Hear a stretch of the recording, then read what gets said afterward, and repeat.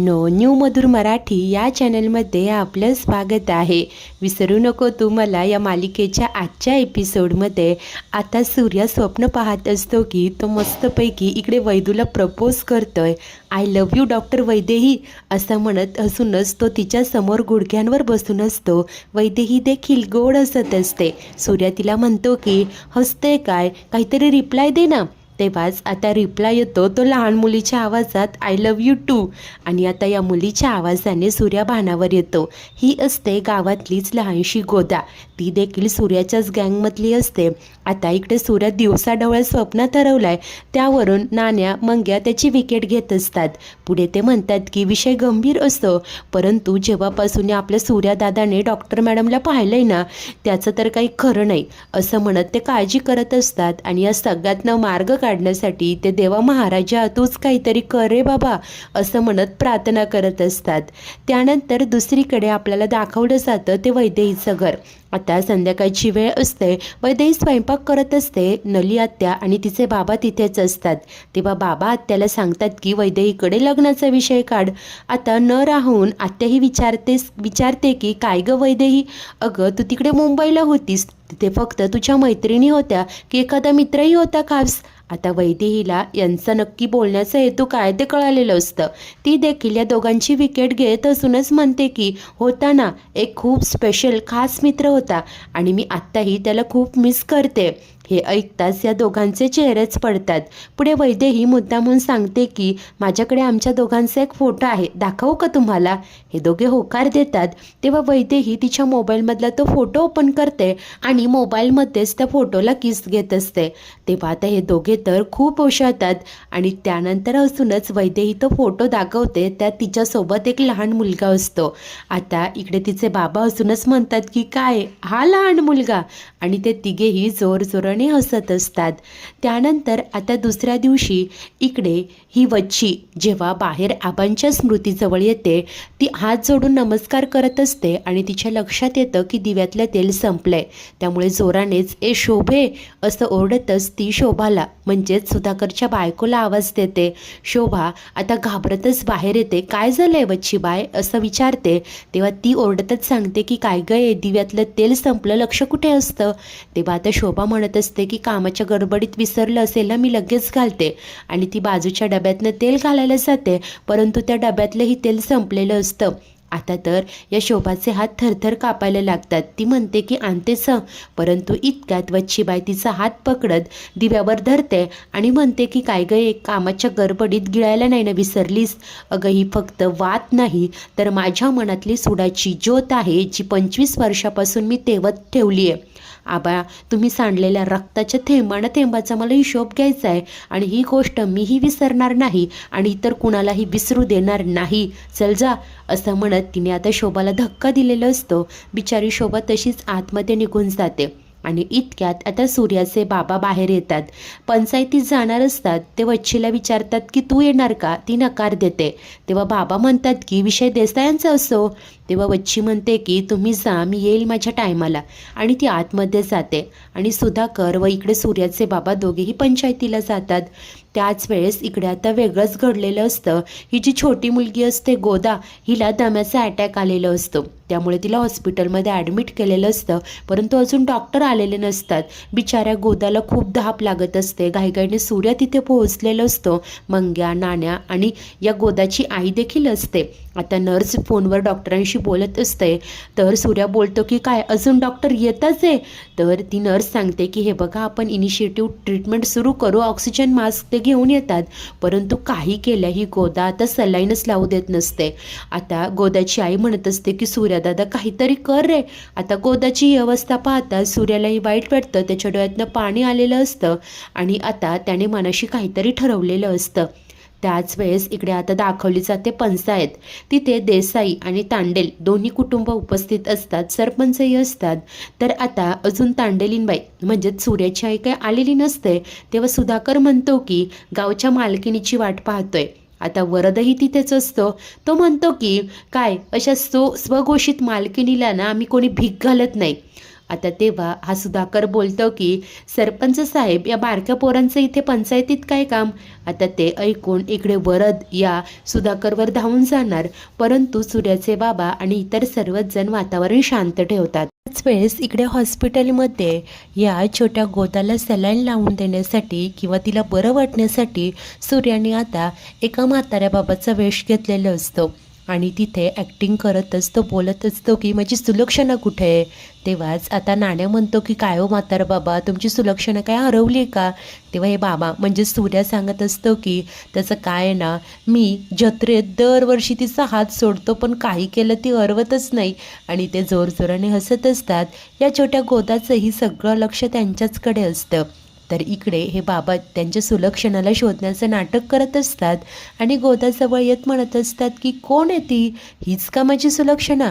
तर त्याच वेळेस दुसरीकडे आता सर्वच जण पंचायतीत खोळंबलेले असतात. सरपंचांच्या सांगण्यावरून सूर्याचे बाबा जेव्हा बच्चीला फोन करून विचारतात की तू कुठे आहेस, तेव्हा ती मात्र सांगते की शेतकरी पावसाची वाट पाहतो, जर का तो वेळेत पडला तर कुणालाही त्याची किंमत कळणार नाही. त्यामुळे आता ती लगेच असं बोलून फोन ठेवते, म्हणजे तिला स्वतःचं महत्त्व वाढून घेण्यासाठी उशिरा यायचं असतं. तर त्याच वेळेस आता जेव्हा इकडे या वच्चीची गाडी जात असते, एक पूल असतो, लवकर पोहोचायचं म्हणून ती वच्ची सांगते की गाडी पुलावरनं घे. ड्रायव्हर बोलतो की गाडी अलाउड नाही आहे, परंतु वच्ची सांगते की घे. गाडी पुलावरनं जात असते तेव्हाच समोरनं येते या वैदेहीची गाडी. आता दोघीही गाड्यांचा आमनासामना होतो. अखेर वैदेही खाली उतरते, या काचेवर नॉक करत सांगते की तुमची गाडी मागे घ्या. तेव्हाच वच्ची म्हणते की घेणार नाही.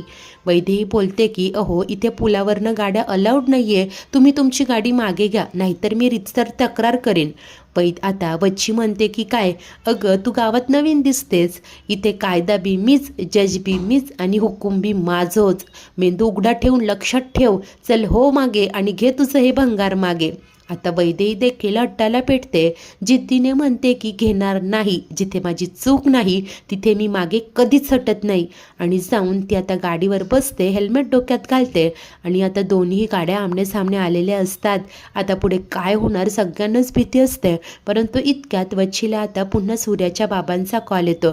ते म्हणतात की जर का तू पुढच्या 5 मिनिटात आली नाहीस तर देसाईंच्या बाजूने निकाल लागेल, मग पाऊस पाणी शेतकरी बस खेळत घरीच.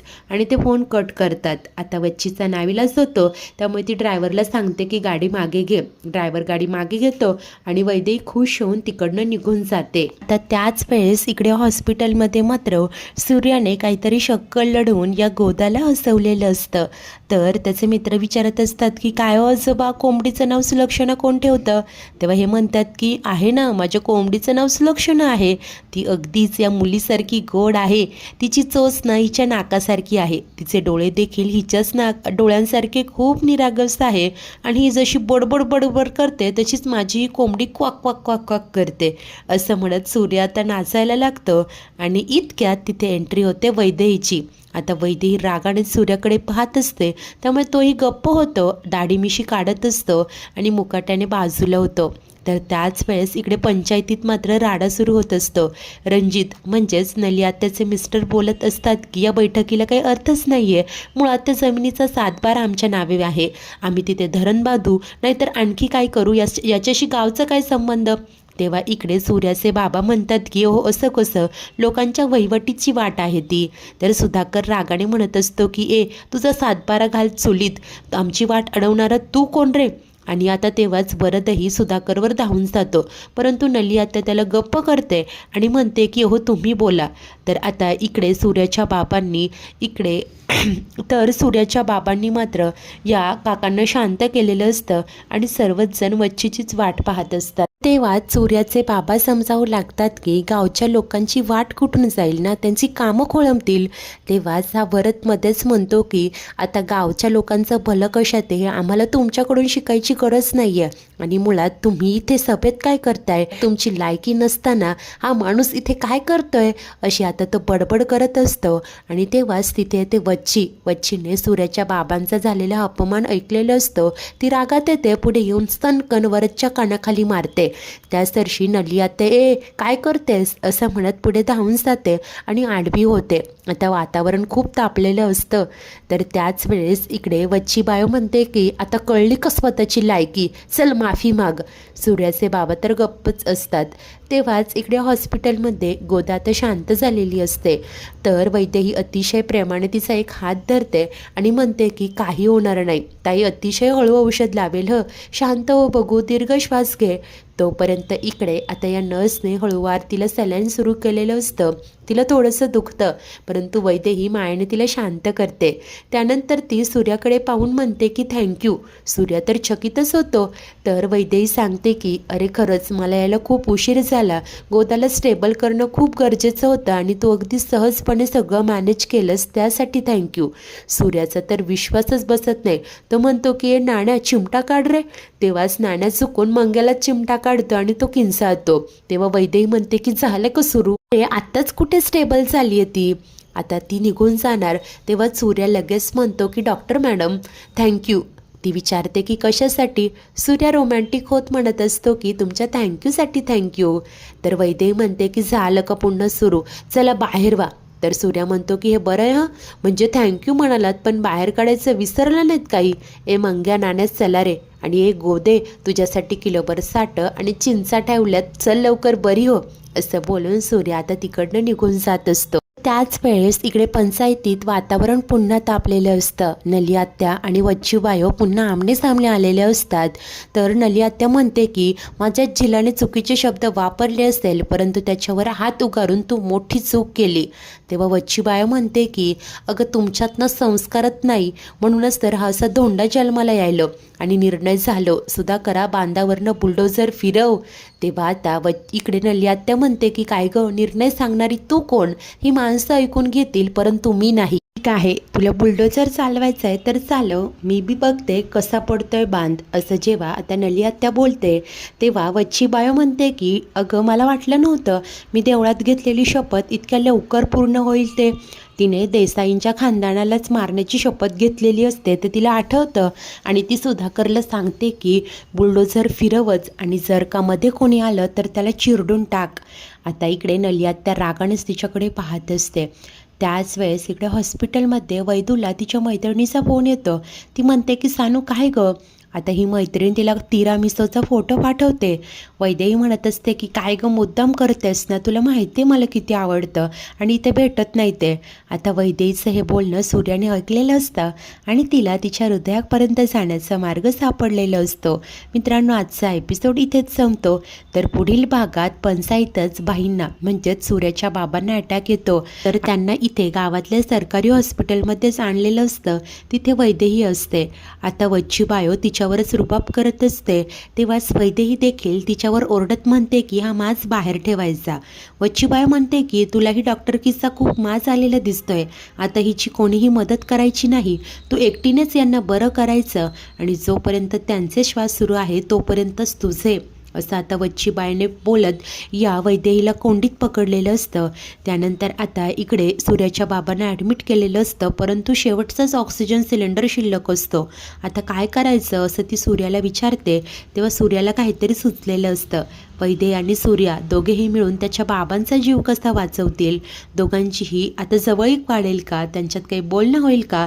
वच्ची बायो इकडे खरंच काय पाऊल उचलणार, वरच्या जी कानाखाली मारली आहे त्याचे पडसाद कसे उमटतील, सर्वच काही पाहणे उत्सुकतेचे असेल. अशाच नवनवीन भागांच्या डेली अपडेट्ससाठी आपल्या न्यू मधुर मराठी या चॅनलला नक्की सबस्क्राईब करा. धन्यवाद.